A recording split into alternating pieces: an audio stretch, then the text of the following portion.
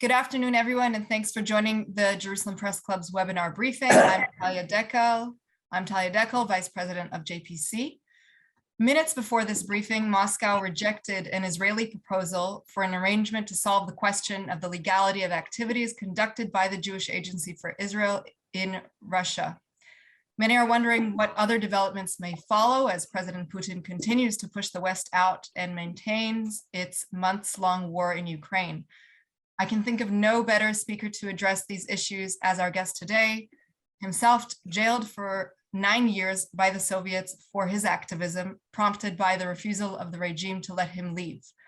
It is my great honor to welcome Mr. Natan Sharansky, former chairman of the Jewish Agency, and also a veteran of Israeli politics, holding several key offices, including Deputy Prime Minister. Today, Mr. Sharansky is chairman of the Institute for the Study of Global Anti-Semitism and Policy. Thank you so much for being with us, sir. Thank you for giving me this opportunity. So, yeah. Perhaps before we begin with the pre-submitted questions, you can share your thoughts on these most peculiar developments. Well, look, I don't know exactly the circumstances, but in general, the strategy of Russia is very clear. Technically, they have for a number of years already opportunity to press Jewish Agency.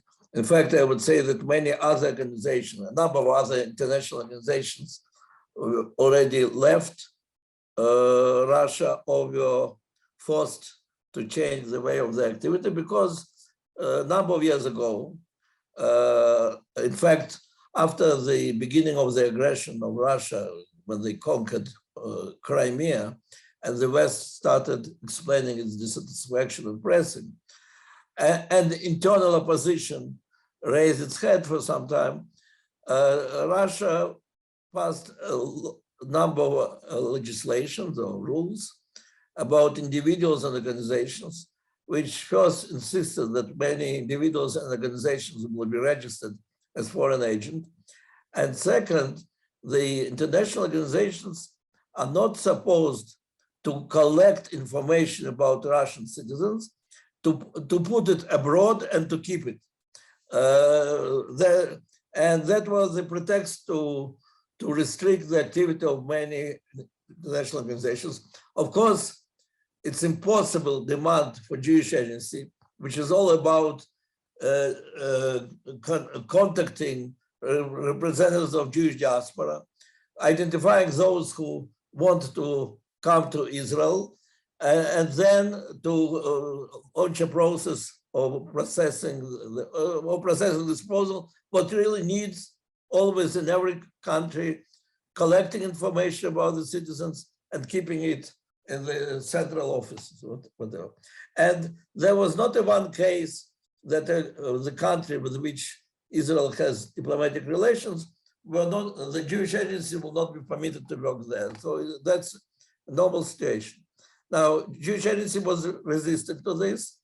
And a few years ago, I had an opportunity to discuss with Russian officials from Foreign Office this situation. I said, tell us frankly, we are not going to change the mission of Jewish Agency.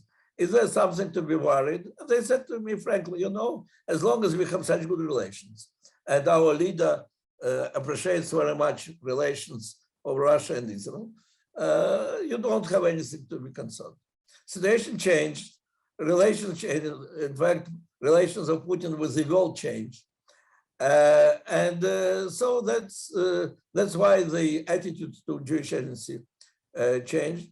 And the more general thing, I think Russia, which is almost fully isolated from the free world, is looking how to break this isolation, is looking how to press different countries. They're trying to press in Germany that people will start dying from cold and winter. And they start press on us, among other things, through Jewish Agency. That's how I see it. I don't think that there will be immediate decision about closing it. It is in their interest to drag us into the long process of pressure. And as long as they will see that pressure works, they'll continue.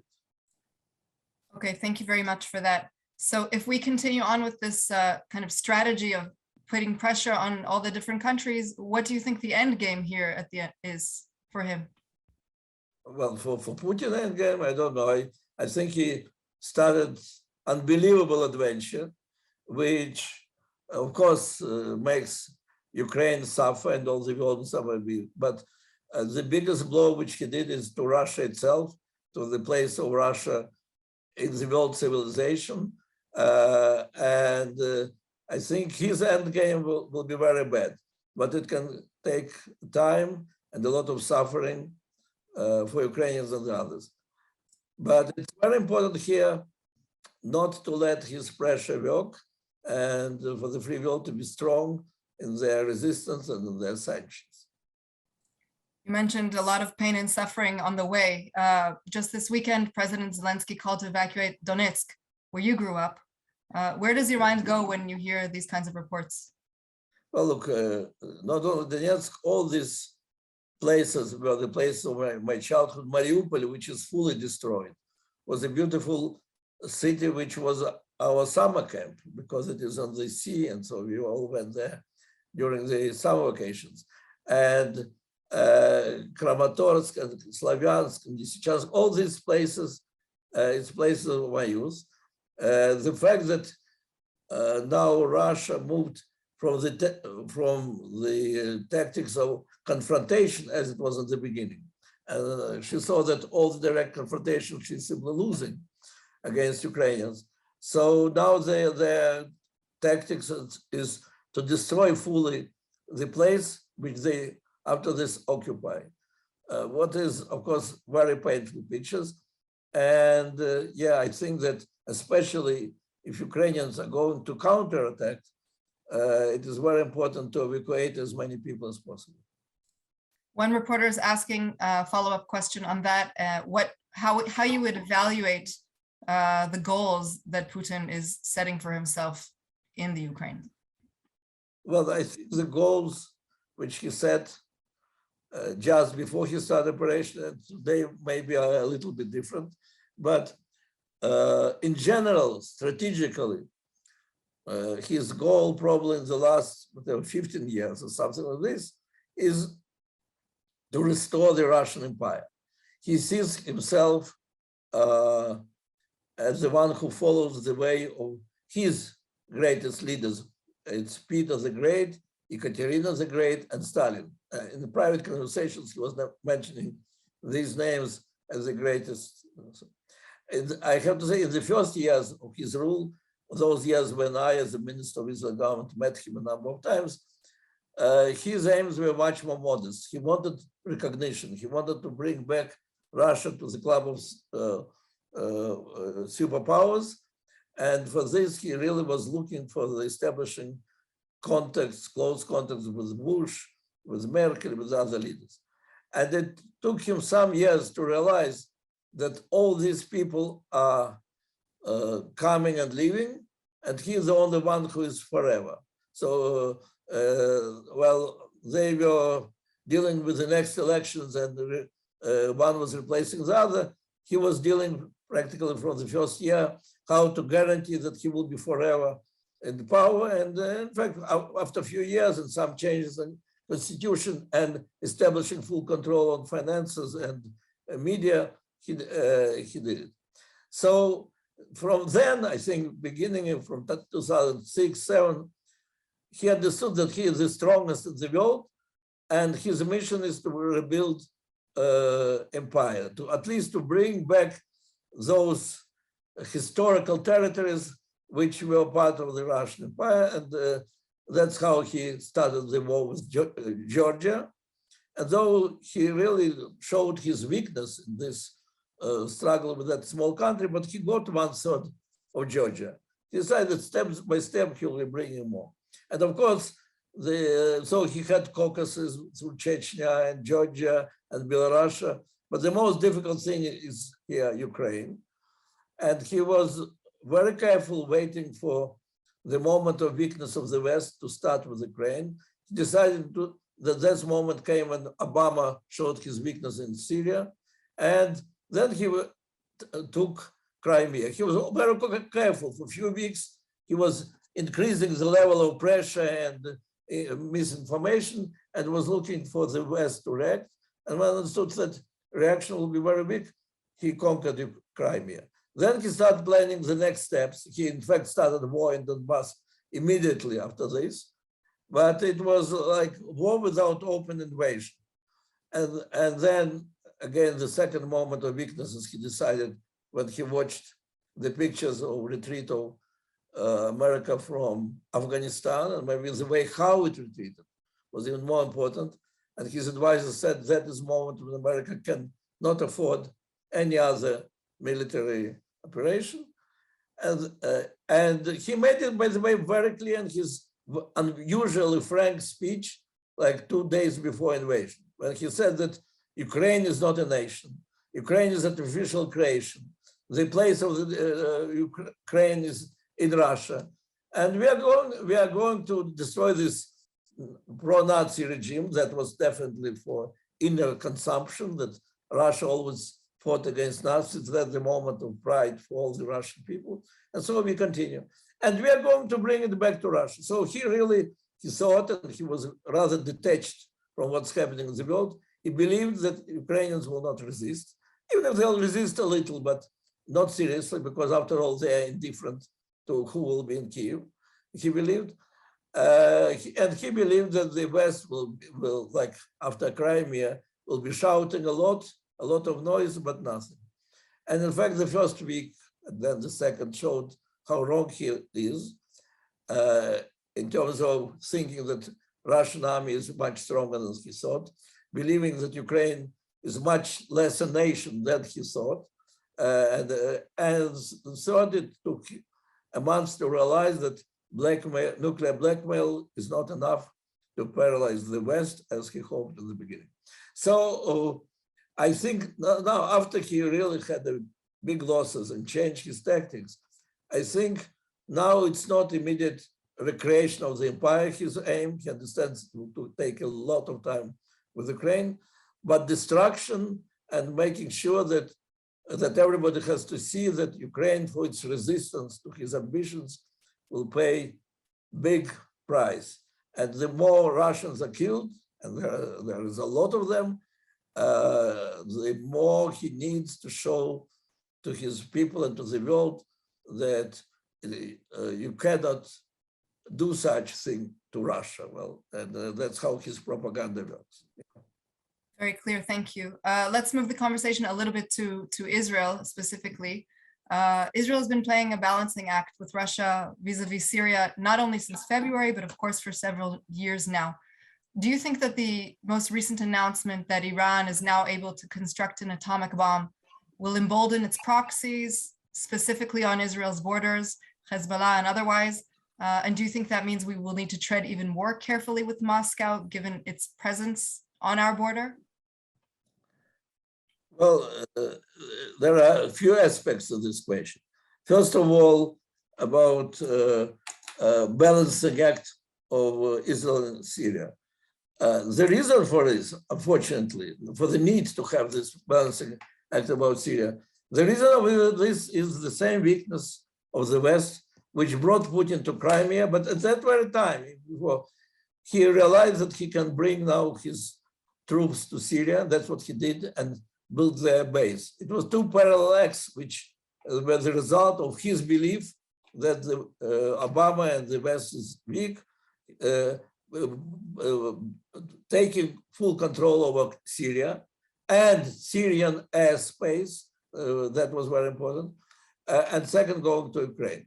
So Israel, who really has death and life struggle against Iranian threats and Iranian bases in Syria, has to attack these bases.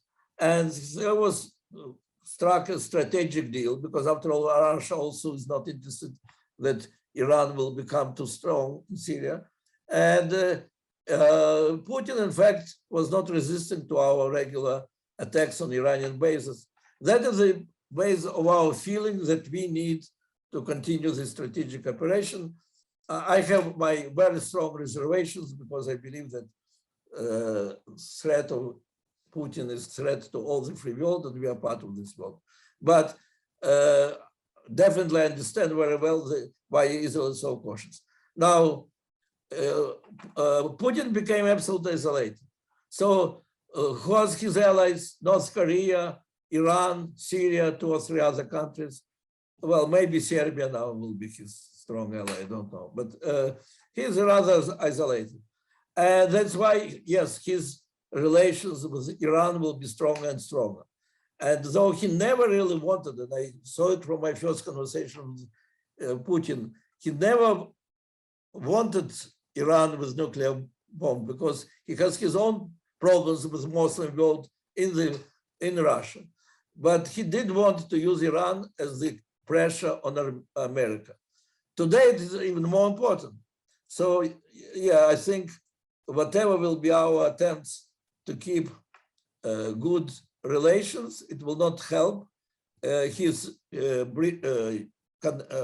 relations with Iran will be becoming more and more important. And I think for us, we have to be not more cautious, but more clear that you have your strategic interests, not to let Iran to control. We have our strategic interests. Let's have a deal based on these strategic interests. In no way we should permit him to link it to what's happening in Ukraine. Can we bring also Israel's relationship with the United States into these factors? Some analysts are saying that Israel will have to choose between the US and Russia, which is, of course, not a difficult choice. I don't think Israel, even the most cautious politicians with whom I usually disagree, are not thinking for a moment to choose between Russia and America. We are clearly together with all the free world. But though I'm critical about some of our positions, for those who say, how can Israel have any understandings or agreements with Putin in this situation, I want to remind them that we had to have these agreements just because of America, just because of unbelievable weakness, which America showed in 2014, 15 or 13 also. And the West really accepted that the keys from the sky of Syria will be in Putin's hands.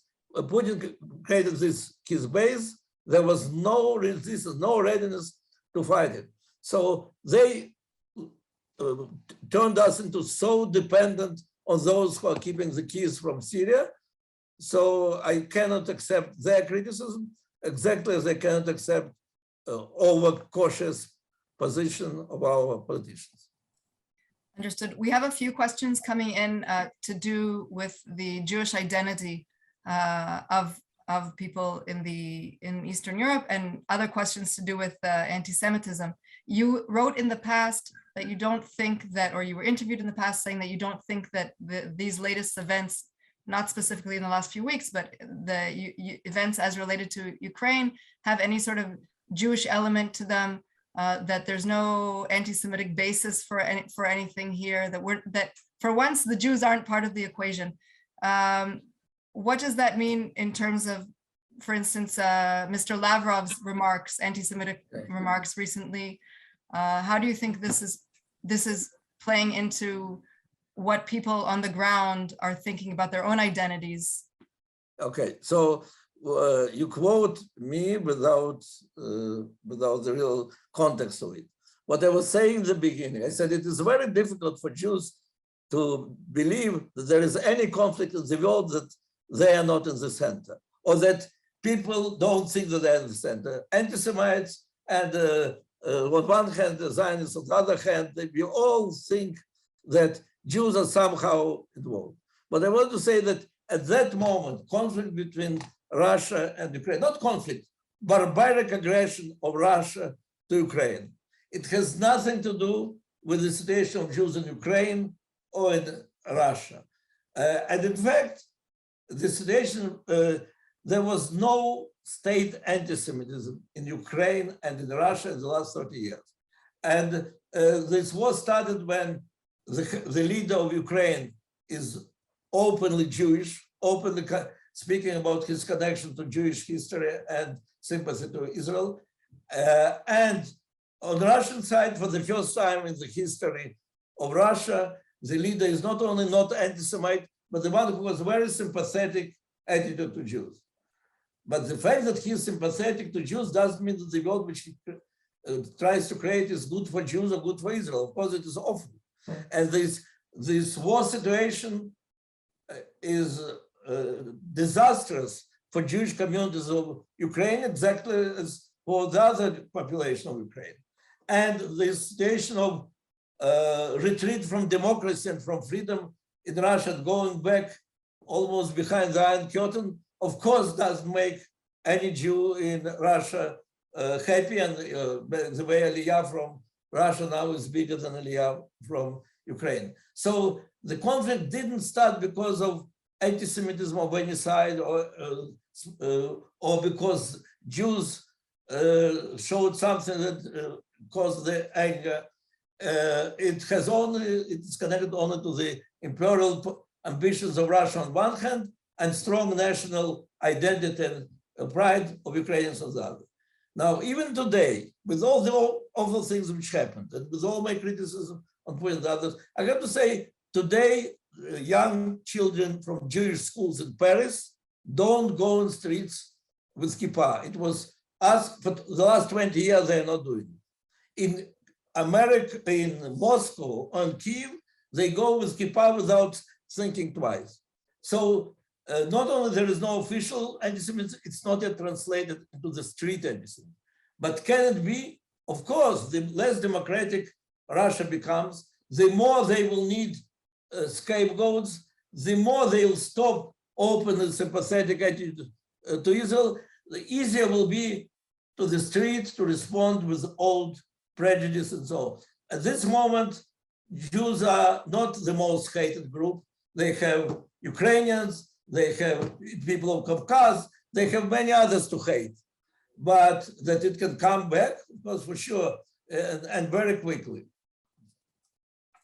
Just another follow-up question to that. One reporter is asking, why then, if Putin is so sympathetic to the Jews, why has Russia yet to return the library of the Lubavitcher Rebbe to his Hasidim, now based in New York? If you have a clarification. Well, the fact that, well, Putin told me, and I think he told the world, or at least to many Jewish leaders, how in his childhood, he had a very difficult childhood, and the neighbors were Jewish, who helped him, who supported him, who fed him, and how grateful he is to them. And his best teacher in the class was Jewish. And when she made Aliyah, he bought for her on his money apartment here in Israel. So he has many stories. But I have to say that almost every anti-Semite has his own stories about Jews. So it doesn't mean that such stories make a person sympathetic. But I have to say, not only from my own personal impression, but from my working, not only as a minister, but as the head of Jewish agency and having huge operation in Russia, yes, usually Kremlin was very sympathetic and supportive. And as to Israel, Putin looked at Israel as a Russian-speaking Jewish state. So he had some very good attitudes. It doesn't mean that he was ready to give anything of their national pride or power or his imperial desires to sacrifice for this, for sure. You're asking about Lubavitcher Library? Look, Russia, once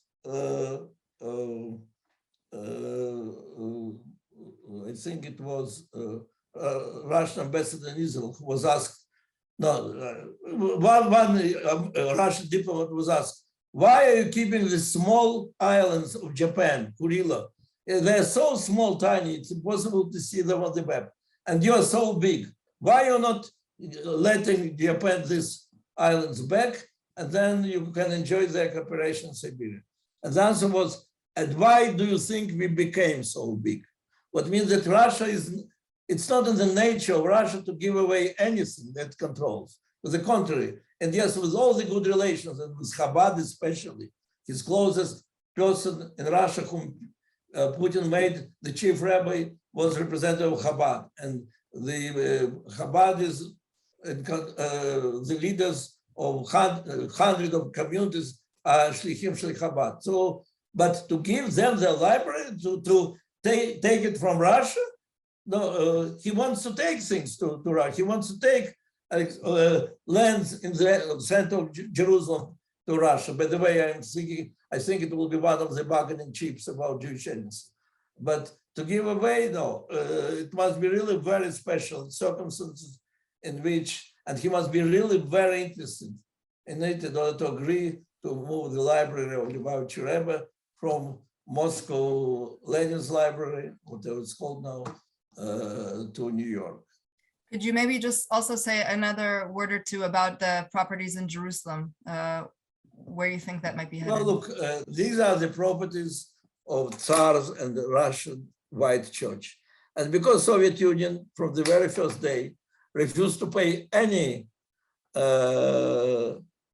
debts to, and killed the Russian Tsar, and refused to take any responsibility for the property of white, so-called White Church, and in fact confiscated all this property and killed many of the popes.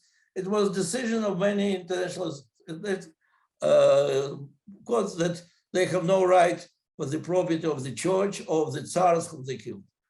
So Israel doesn't have any juridical obligation to give some of the most central places in the center of Jerusalem. But again, our leaders, some of our leaders, believing that it is so good that we have such special relations and we have our own interests. And that's why it's not such an awful demand. And we gave part of them. And now, in exchange for his release of the Israeli girl, who was absolutely illegally arrested, almost kidnapped, and the accused, and was under sentence. So we agreed to give them Alexander, how it's called, I don't know how it's called in English, Hatzer Alexander, no? Alexander's court? Yeah, but the Supreme Court decided that it's illegal, that you cannot simply, as a president or prime minister or whoever, to Putin, you cannot do. So I do think that now Putin wants to remind, among other things, he didn't like the fact that we voted in the United Nations the way how we voted. He didn't like that we condemn aggression. He does want to be closer to Iran, and that's why he's taking a little bit different position. And he does want to get more lands in Jerusalem, and probably he has some other requests. And so he's looking for, and first of all, of course, he wants to break the blockade of the free world. So he's looking for the ways of pressure, and Sakhnut is definitely one of them. Very clear. Just one final question, if we've already got you here with us. I will say that there are more questions, but we did promise to finish within half an hour. Here in Israel, do you think that the influx of immigration from the Ukraine with Olim Chadashim, new immigrants, could impact voter behavior come November 1st? Well, look, after all, now, first of all, there are 700,000 or 800,000 Russian citizens who left Russia. All my dissident friends, their children and their grandchildren in the last months have left Russia. So there's real fear over building an Iron Curtain. As to Jews who are making Aliyah, approximately, I think 15,000, 20 maybe thousand Jews came from Ukraine, and approximately 40,000 Jews came or are in the process of coming from Russia. So I think altogether we can seriously expect, I'd say, 70,000 Jews who will come from Russia and Ukraine, which is huge increase, 10 times increase in comparison with the last year. But if you're speaking about elections, which will be in 3 months, so let's say from these people, if there will be at that moment 50, 60,000 people who come, from them probably not more than half will have the right to vote, 25,000. It's 1/3 of mandate. So to think that it can have some major influence, no. But on the other hand, in the Israel elections, when even half a mandate moving here or there can make a difference. And when overwhelmingly these people who are coming, and by the way, those who are here, really hate what Russia is doing. That's why I think, yes, if those who expect to get most of the so-called Russian vote will be demonstrating very friendly relation to Putin, then they pay a price for this. But again, the figures are not as huge as you think about. Right, and we'll see come November. Natan Sharansky, I cannot thank you enough for your insights. Thank you. If I can just hang on to you for a few more minutes to say a few words in Russian, as we discussed earlier, and I'd like to thank everyone else who came online, and of course to Eli Klutzstein, our press coordinator, for facilitating this briefing. We hope you enjoyed that briefing by the Jerusalem Press Club. If you did, like the video and hit the subscribe button to stay up to date with all of our future content.